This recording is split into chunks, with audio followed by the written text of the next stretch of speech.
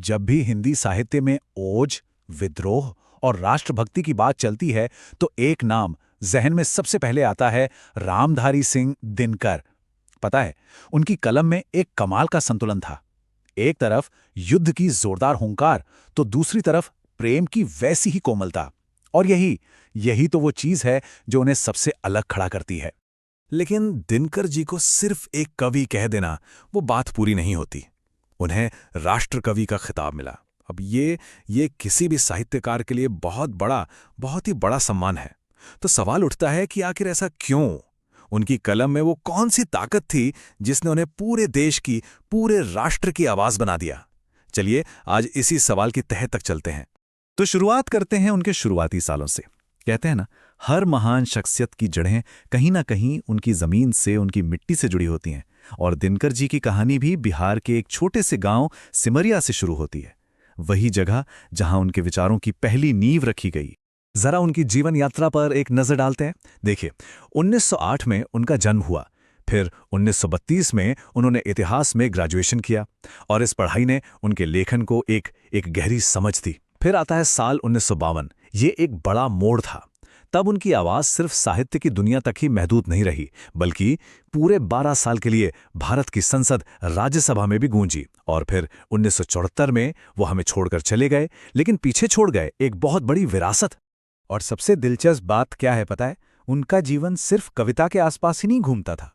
अरे, वो एक गांव के स्कूल के हेडमास्टर थे, फिर सब रजिस्ट्रार बने और यहां तक कि भागलपुर विश्वविद्यालय के कुलपति भी रहे। मतलब उनका जीवन साहित्य और समाज सेवा का एक कमाल का संगम था। तो अब बात करते हैं उनके उस पहलू की जिसने उन्हें हमेशा के लिए अमर कर दिया। जी हां, उनकी कविता की वो आग। उनकी कलम से जो भी निकला, हर एक लाइन राष्ट्रीय चेतना और भारतीय संस्कृति का जैसे एक आईना थी। और उस दौर में, आज़ादी के उस दौर में, उनकी कविताओं ने पूरी की पूरी पीढ़ी में एक नई जान फूंक दी थी।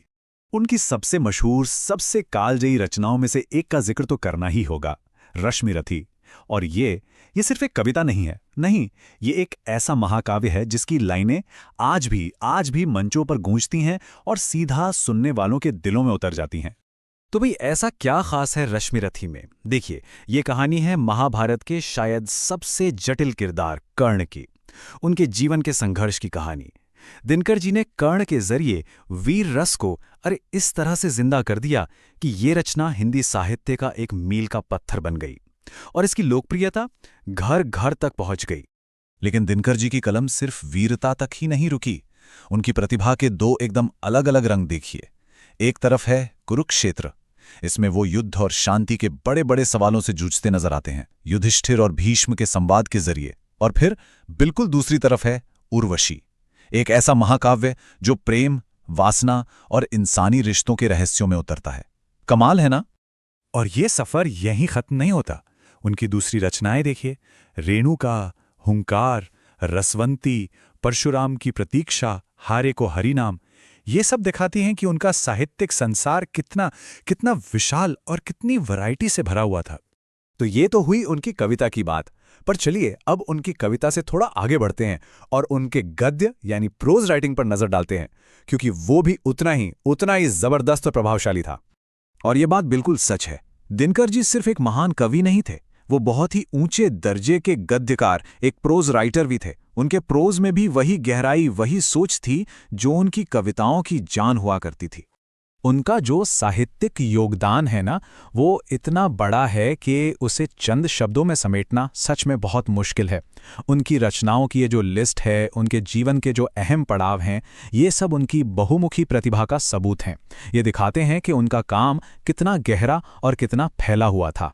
उनके गद्य लेखन की बात करें तो एक किताब ऐसी है जिसे एक मास्टरपीस माना जाता है, और वो है संस्कृति के 4 अध्याय। अब ये सिर्फ एक किताब नहीं है, ये तो एक पूरी की पूरी रिसर्च बुक है।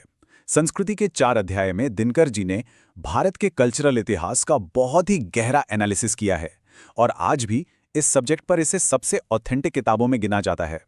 अब जाहिर सी बात है, इतने बड़े साहित्यिक योगदान के लिए उन्हें देश के सबसे बड़े सम्मान तो मिलने ही थे। और साल 1959, ये साल उनके लिए बहुत ही ऐतिहासिक रहा। सोचिए, एक ही साल में उन्हें 2 बड़े बड़े सम्मान मिले। एक तो संस्कृति के 4 अध्याय के लिए साहित्य अकादमी अवार्ड और साथ ही देश का तीसरा सबसे बड़ा नागरिक सम्मान पद्म भूषण भी। इसके बाद साल आया 1972 का। ये वो साल था जब उनके महाकाव्य उर्वशी के लिए उन्हें भारत का सबसे बड़ा साहित्यिक सम्मान मिला। और वो सम्मान था ज्ञानपीठ पुरस्कार। इस एक अवार्ड ने उन्हें भारतीय साहित्य के उन अमर साहित्यकारों की लिस्ट में लाकर खड़ा कर दिया जिनका नाम हमेशा लिया जाएगा। तो चलिए अब घूमकर अपने उसी पहले सवाल पर वापस आते हैं। आखिर उनकी विरासत क्या है और उन्हें राष्ट्रकवि क्यों कहा जाता है? तो इसका जवाब यह है कि राष्ट्रकवि कोई सरकारी पदवी नहीं थी। ये खिताब उन्हें सीधा जनता ने दिया था। ये एक सम्मान था उनकी उस आग उगलती राष्ट्रवादी कविता के लिए जिसने आज़ादी की लड़ाई के वक्त लाखों नौजवानों के दिलों में क्रांति की आग जला दी थी। और यहीं पर एक बहुत अहम सवाल खड़ा होता है सोचने के लिए कि 20वीं सदी में लिखने वाले एक कवि की आवाज, उनके शब्द, उनके विचार आज के इस दौर में एक देश को, एक राष्ट्र को कैसे प्रेरित कर सकते हैं, कैसे एकजुट रख सकते हैं।